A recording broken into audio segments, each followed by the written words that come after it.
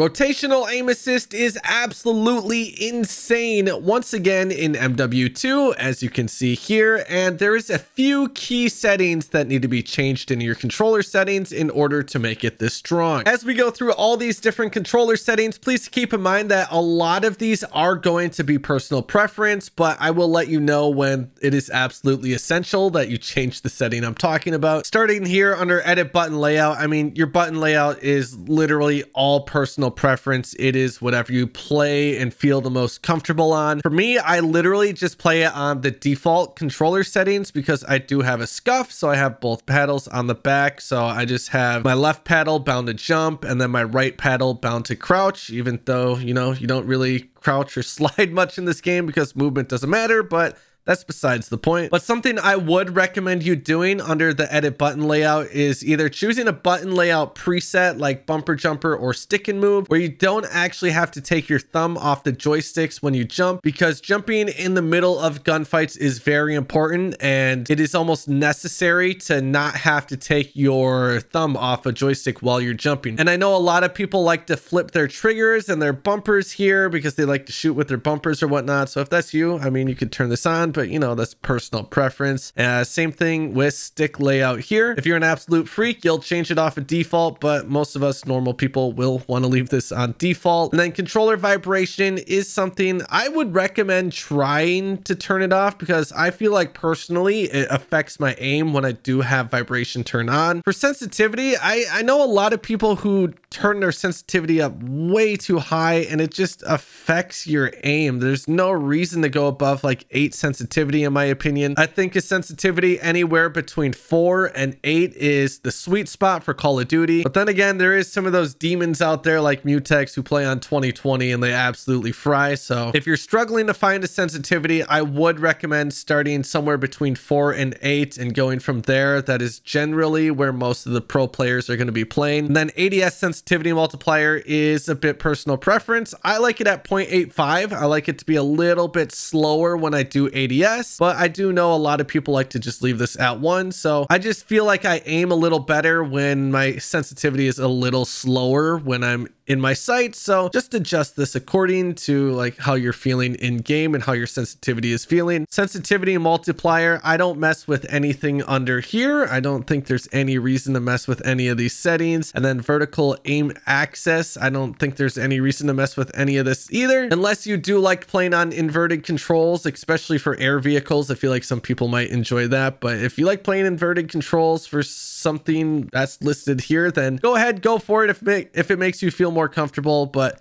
I prefer those all on standard. Aim down sight behavior, we definitely want this on hold. We don't want to be toggling the ADS. That's just terrible. And then automatic sprint, automatic tactical sprint in Warzone and Modern Warfare 2019 especially, this helped my movement immensely. But we all know that movement in this game isn't all that great, so I don't think this option is really as important anymore. Honestly, I think in MW2, probably having this turned off or the automatic sprint is probably better. And then you would have to change a setting under the advanced tab, which we will cover here in a bit, to make it feel more fluid. But this is just what I'm used to now, and I'm going to stick with it that way. Equipment behavior, we're going to leave this on hold. And then weapon mount activation, I like to leave this on ADS plus melee, but if you do want to make it a little easier to mount your weapon, I would recommend doing double tap ADS, but I would not recommend using this ADS setting whatsoever. I would use either one of these two, but definitely do not turn it off, as there's going to be some situations where you're going to need to mount your weapon, especially when you're going for camo challenges. For the interact/reload behavior, I like to leave this on tap to reload, so I just have to tap my square button to reload. Now you can customize this to your liking, so if you want to just click tap to interact, you could do that, or you could have it prioritized on either reloading or interacting anytime you press square. This is something I might mess around with and try changing, because these prioritize to interact and prioritize reload options do seem kind of interesting. I just haven't messed with them yet. And then armor plate behavior, I would put this on apply all. This is mostly just going to matter once Warzone 2 does come out. Moving over to the advanced tab of the controller section, which is the most important part,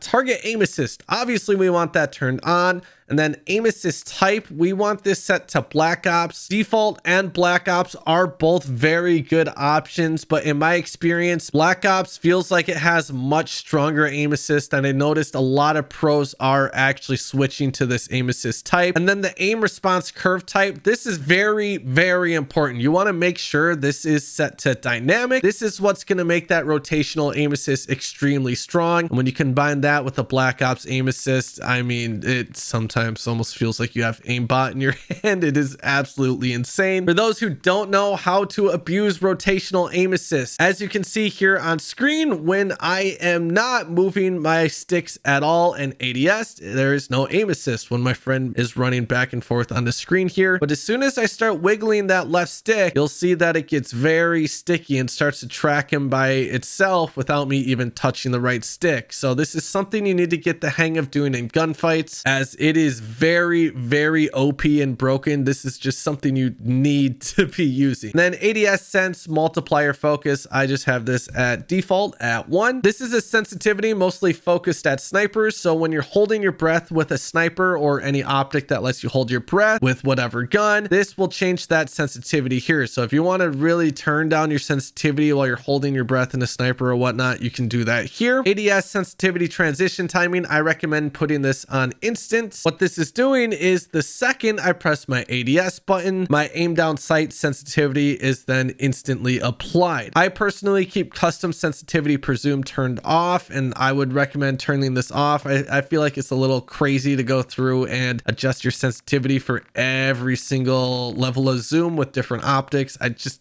don't think that's worth doing. And then your inputs dead zone, you're going to click show more here. This is very, very important. So what you want to do is load up a private match, and you're going to put both the left stick minimum and right stick minimum down to 0. You're going to notice that you're getting stick drift, and what you want to do is bump the right stick minimum up by 0.01 until that stick drift stops. And as soon as you get to a number where the stick drift stops, you want to leave it at that number. The lower the number, the better, because it'll feel more responsive, but obviously you don't want stick drift, so we want to get it as low as possible without getting stick drift. And then what I do is I match my left stick's minimum dead zone to the same as my right stick's minimum. We leave the left stick and right stick max both all the way up, and then you want your left and right trigger to both be all the way down to 0. I don't know how that got reset on me, but that is very important. You want these both down to 0, as it's going to make your ADSing and every time you shoot feel just much more responsive. Auto move forward here, we don't want that off. Tactical sprint behavior. Now, this is the setting I was talking about matching with the auto tac sprint option before, where I told you guys you probably want to turn it off. So if you do turn auto tac sprint off, I would not leave this at double tap. I would put it at single tap sprint. So every time you go to sprint, if the tac of sprint is available, you will do that instead of having to mash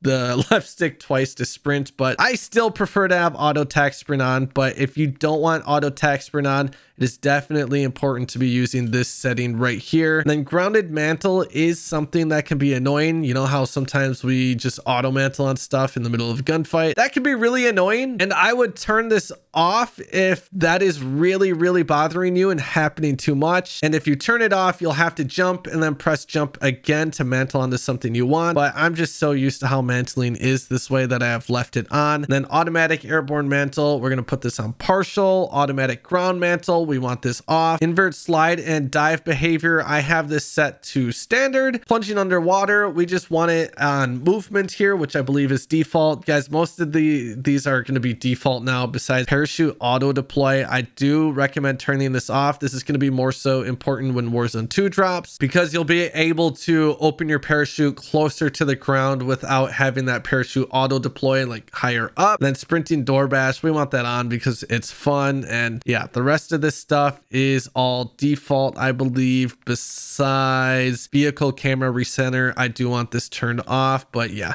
otherwise, all the rest of the stuff down here, just leave it at default. I know a lot of you guys know me for being a mouse and keyboard player, but it's about 50-50 for me this year. I'm playing a lot of controller and I'm actually really enjoying it. So if this video did help you guys out at all, please drop a like and subscribe if you're new here. I'd really appreciate it. And I'll see you guys in the next video. Here's the web. Peace.